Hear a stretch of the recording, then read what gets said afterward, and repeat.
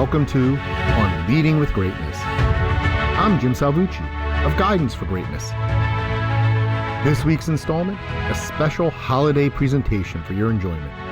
The authentic and definitive account of Ebb S. Krudge and his Haunted Holiday Present by Darrell's Chickens.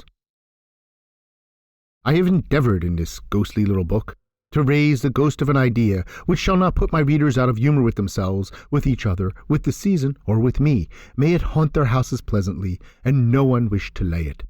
Charles Dickens. When was the last time you reviewed your past, present, and yet to be?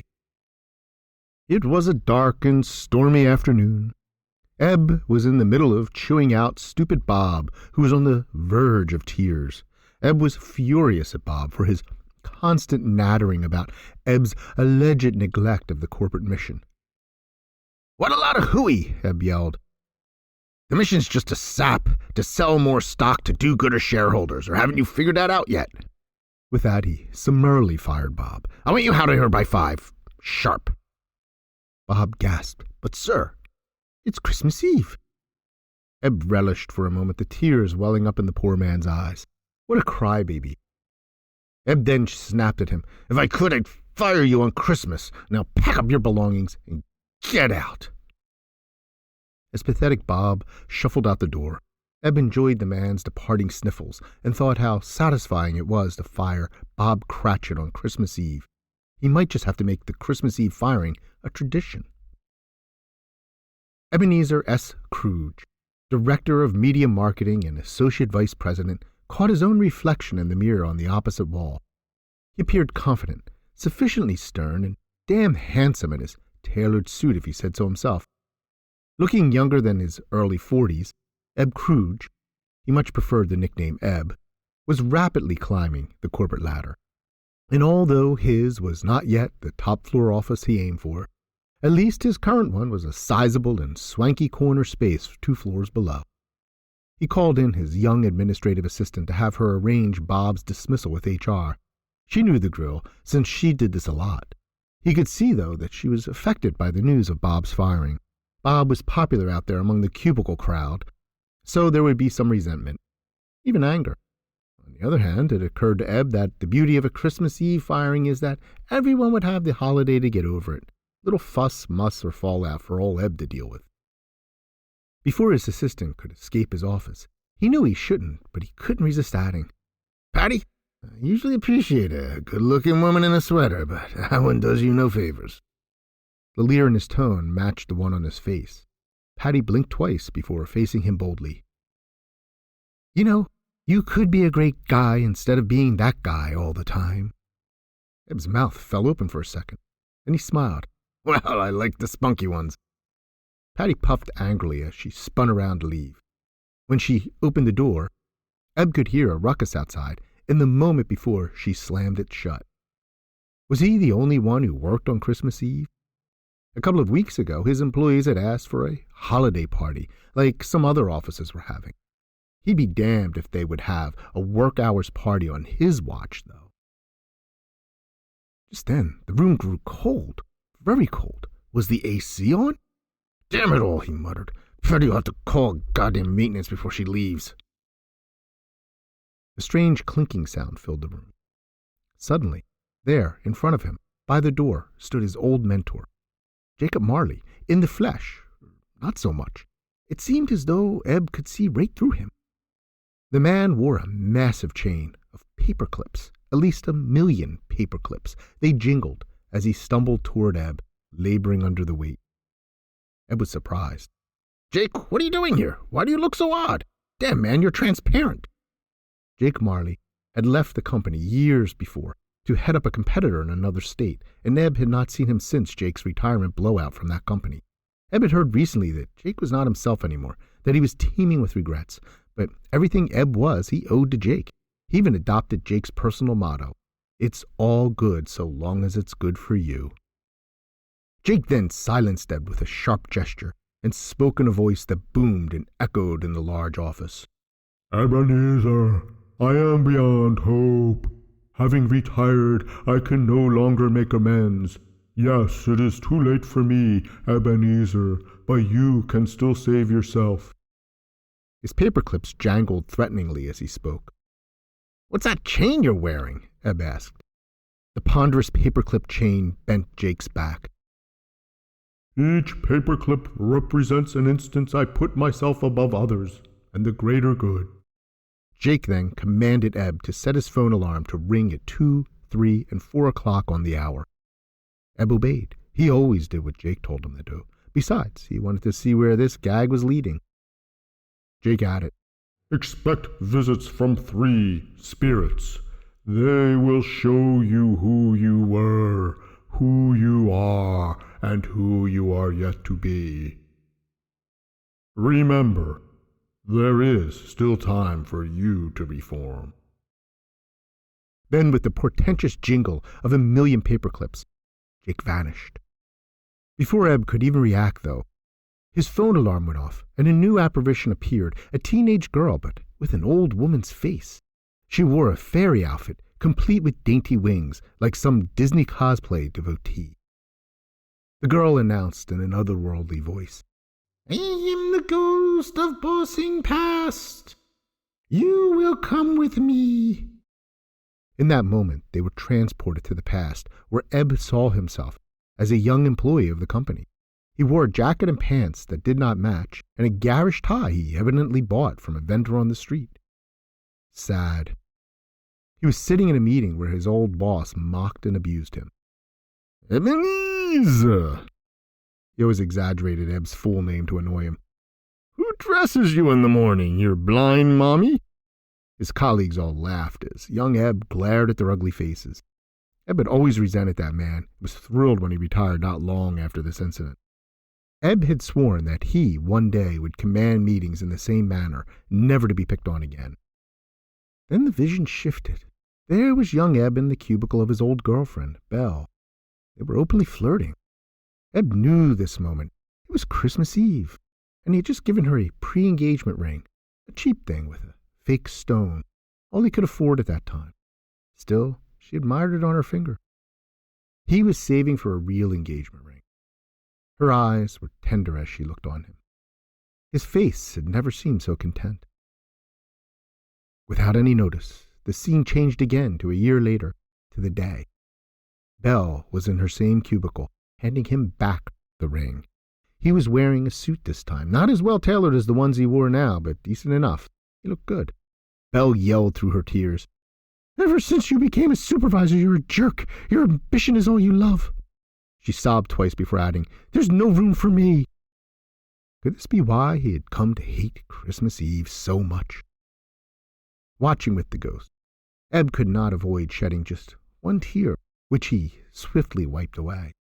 With a smirk at Eb's show of vulnerability, the ghost of bossing past whisked him back to his office, where he again stood alone. Eb tried to process what he just witnessed. "Well, I lost Belle, but I have lots of women now, and lots of money too," he rationalized. Moments later, the alarm went off a second time.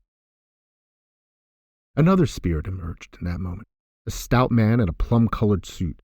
Eb thought it old-fashioned but classically elegant in its way, with its wide lapels and magenta pocket square that matched his. What is that? A cravat? The apparition announced itself with a sonorous voice. I am the ghost of bossing present. You must follow, but be aware. He glared in Eb's face. None will see you. Instantly, Eb was viewing his current employees in the outer office area, huddled together as they comforted Bob Cratchit, who lingered in his cubicle as he packed up his belongings. 2 security guards stood near fidgeting. One of the guards reminded Bob that he must be out of the building by 5. Bob's eyes filled with tears again as he explained to the others how his young daughter, teeny Tina, desperately needed surgery. Without insurance, how would he pay for it? Someone suggested a GoFundMe, and everyone moaned with despair. Eb said aloud to no one, "Wow, that was good timing. We don't need major surgery payments against our insurance plan."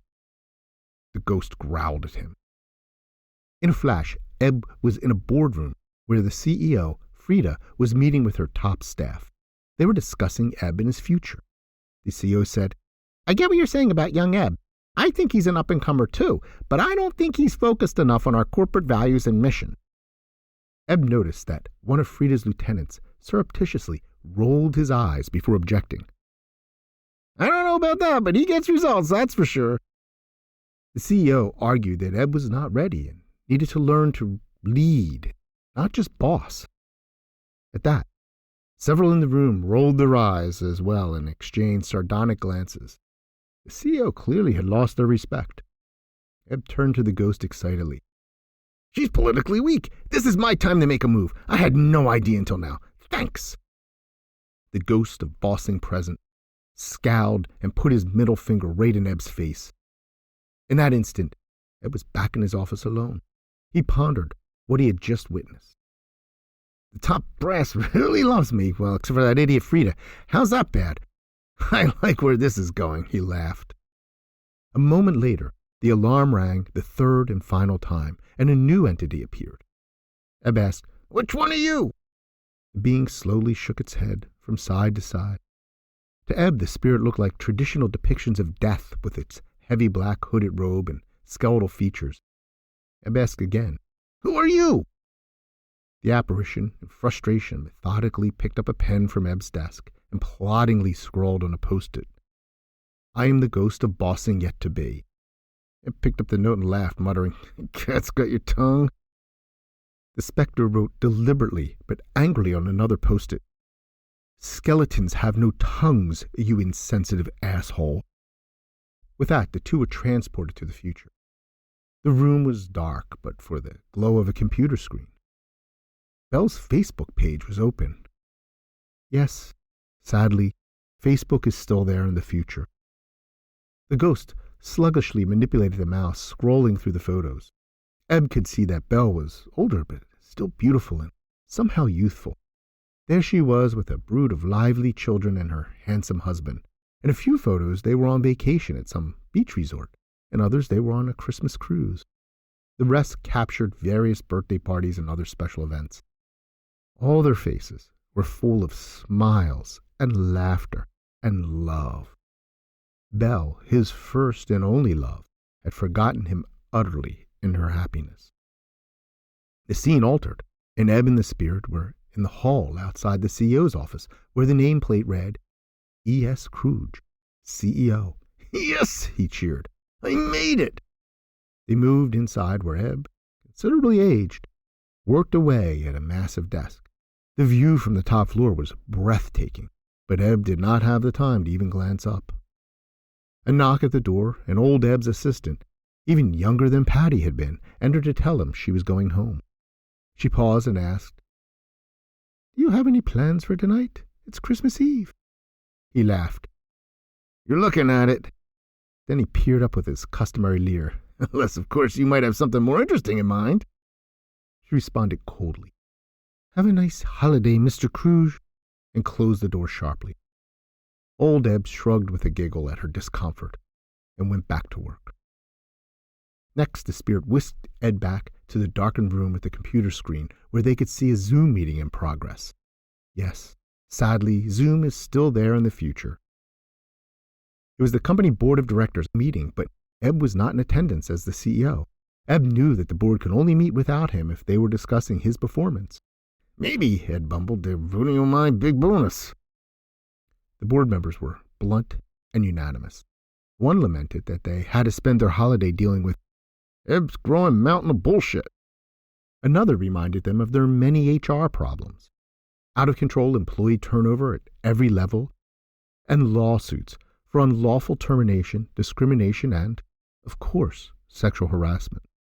To make matters worse, profits were dropping ever since Ebb unilaterally redirected the company and abandoned its mission.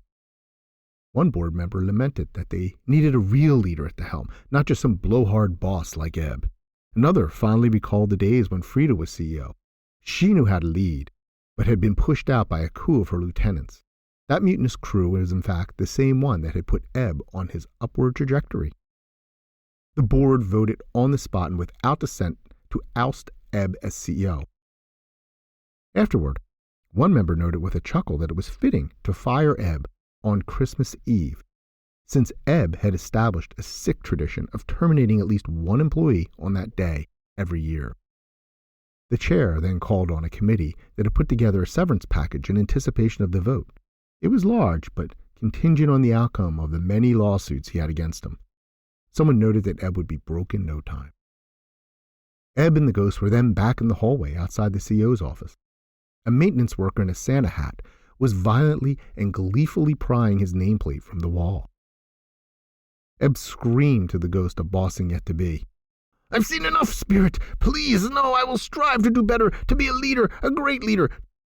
Do you hear that, Jake, my old mentor?" Ebb was yelling at the ceiling. "I now know the difference between being a boss and being a leader. I have reformed! I will seek the help of a worthy coach to guide me to true greatness."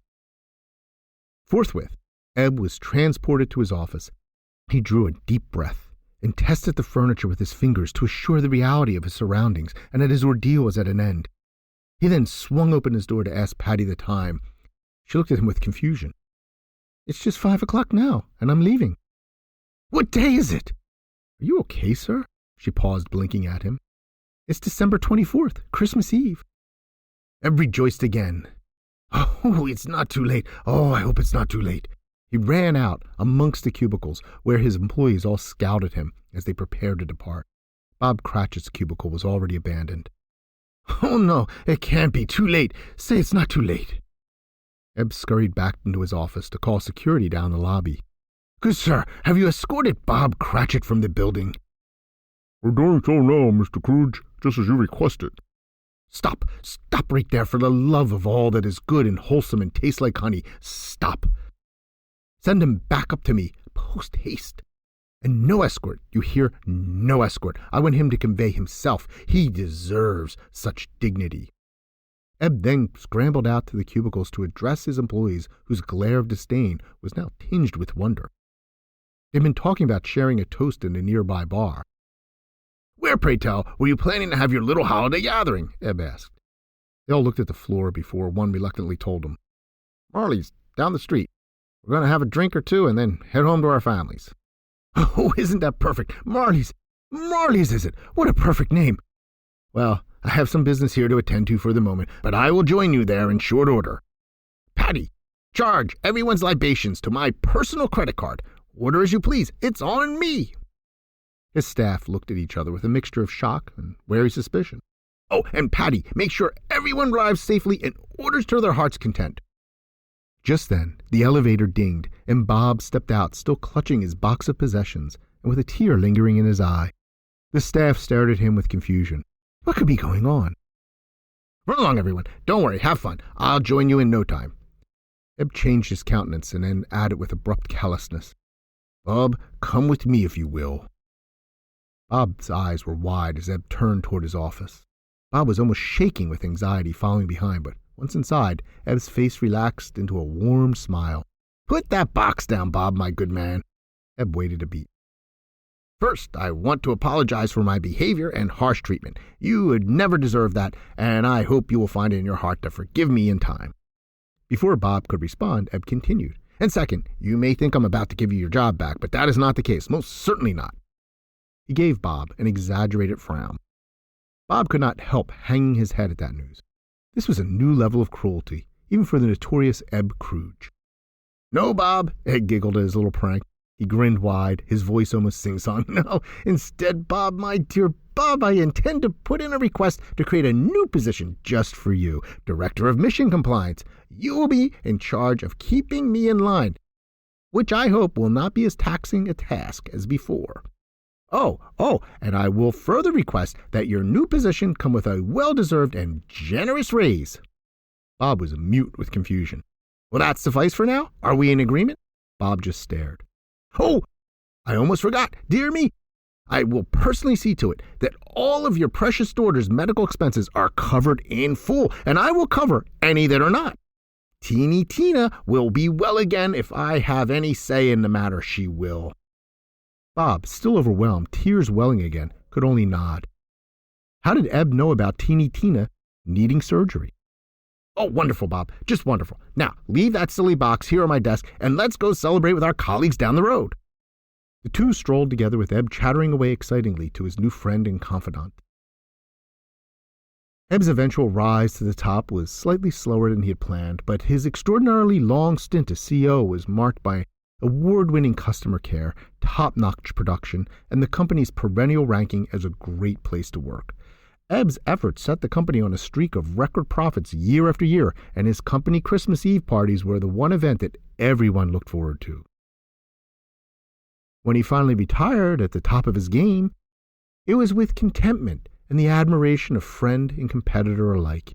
He and his loving wife, Patty, yes, that Patty, currently reside in Florida, where he grows grapefruit and volunteers for a manatee rescue operation. Merry solstice to all. The end. Do you understand the difference between mere bossing and great leadership?